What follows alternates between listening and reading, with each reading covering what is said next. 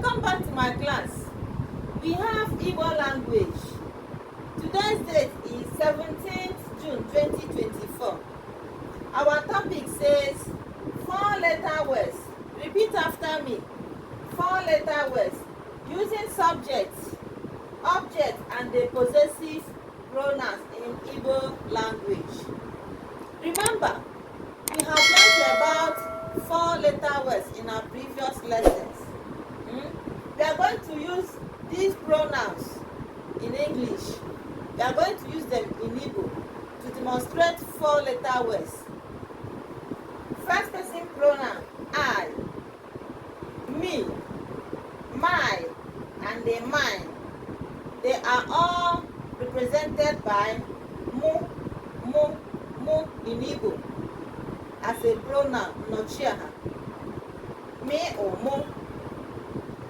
But when we are speaking faster, you find out that this O is being removed. Let's see it. Igbo, English. Number one says abomu, abomu, meaning I am. Mu means I in English. Abomu, I am. Abom also means I am.